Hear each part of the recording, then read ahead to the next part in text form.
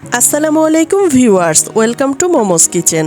আমার আজকের রেসিপিতে থাকছে মুরগির মাংস দিয়ে কাঁচা কাঁঠাল রান্না। এটা গ্রাম বাংলার খুবই জনপ্রিয় একটি খাবার। আমাদের জাতীয় ফল কাঁঠাল পেকে গেলে যেমন সুস্বাদু, আবার কাঁচা অবস্থায় সবজি হিসাবেও কিন্তু খুবই জনপ্রিয়। আজকের রেসিপির জন্য এখানে আমি একটি মাঝারি সাইজের কাঁচা কাঁঠাল নিয়েছি, আর এটাকে আমি 4টি ভাগে ভাগ করে একটি অংশ নিয়ে নিলাম। আর এটাকে আমি ছোট ছোট টুকরো করে ধুয়ে পরিষ্কার করে একটি পাতিলে বসিয়ে এর মধ্যে দিয়ে দিলাম স্বাদমতো লবণ আর দিয়ে দিলাম হলুদের গুঁড়ো। এগুলো দিয়ে আমি কাঁঠালগুলোকে সিদ্ধ করে নিচ্ছি। পর্যাপ্ত পরিমাণ পানি দিয়ে আমি কাঁঠালটাকে 20 মিনিট সময়ের জন্য সিদ্ধ করে নিলাম। এখন আমি পানিটা ছেঁকে তুলে নিচ্ছি। কাঁচা কাঁঠালটাকে সিদ্ধ করে নিলে কি হয়, এর মধ্যে যে আঠালো ভাবটা থাকে সেটা চলে যায়। এ পর্যায়ে চুলায় একটি প্যান বসে এর মধ্যে কিছুটা তেল দিয়ে দিলাম, আর সিদ্ধ করে রাখা কাঁঠালগুলোকে আমি ভেজে নিচ্ছি।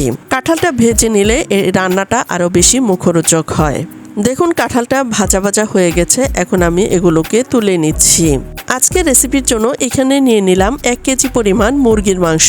চলে আসলাম মূল রান্নায়। এ পর্যায়ে চুলায় একটি প্যান বসে এর মধ্যে দিয়ে দিলাম 1/2 কাপ পরিমাণ রান্নার তেল, আর দিয়ে দিলাম প্রায় 1 কাপ মতো পেঁয়াজ কুচি, দিয়ে দিলাম 5-6টি এলাচ, আর দিয়ে দিলাম 3 টুকরা দারুচিনি, 2টো তেজপাতাকে টুকরো করে দিয়ে দিলাম, আর দিয়ে দিলাম 5-6টি লবঙ্গ। এখন আমি এই মশলাগুলোকে কিছুক্ষণ সময়ের জন্য পেঁয়াজের সাথে ভেজে নিলাম। এখন দিয়ে দিলাম স্বাদমতো লবণ, আর দিয়ে দিলাম উঁচু করে 1 টেবিল চামচ পরিমাণ আদা পেস্ট, 1 টেবিল চামচ পরিমাণ রসুন পেস্ট। মশলাগুলো কিছুক্ষণ ভেজে নিয়ে এখন এর মধ্যে কিছুটা পানি দিয়ে দিলাম। 1/2 টেবিল চামচ পরিমাণ হলুদের গুঁড়া, 1 টেবিল চামচ পরিমাণ মরিচের গুঁড়া, ধনিয়ার গুঁড়া আর জিরার গুঁড়াও দিয়ে দিলাম 1 টেবিল চামচ করে। এই মশলাগুলোকে আমি খুব ভালোভাবে কষিয়ে নিলাম। যখন এর মধ্যে তেলটা ভেসে উঠেছে, তখন আমি আগে থেকে কেটে ধুয়ে পরিষ্কার করে রাখা মুরগির মাংসগুলো এর মধ্যে দিয়ে দিলাম। চুলার আঁচ মিডিয়াম থেকেও আরেকটু কমিয়ে আমি মুরগির মাংসটাকে কষিয়ে নিচ্ছি। প্রায় 15 মিনিট সময়ের মতো মাংসটাকে আমি খুব ভালোভাবে কষিয়ে নিলাম। ঢাকনাটা খুলে এর মধ্যে আমি আরও কয়েকবার মাংসটাকে নেড়ে দিয়েছিলাম। দেখুন মাংসটা খুব ভালোভাবে কষানো হয়ে গেছে।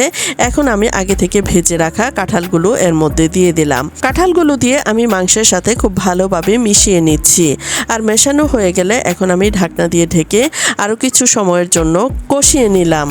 দেখুন এটা খুব সুন্দরভাবে কষানো হয়ে গেছে, আর একদম ভাজা ভাজা হয়ে গেছে, আর তেলটাও ছেড়ে দিয়েছে। এখন আমি এর মধ্যে দিয়ে দিচ্ছি ঝোলের পানি।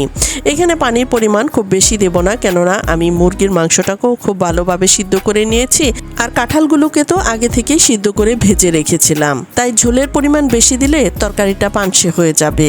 তাই ঝোলটা দিয়ে চুলার আঁচ মিডিয়াম থেকেও আরেকটু কমিয়ে 10-12 মিনিট রান্না করে নিলাম। চুলার আঁচ কমিয়ে রান্না করার ফলে এর ভেতরে মশলা এবং লবণটা খুব ভালোভাবে ঢুকে যাবে।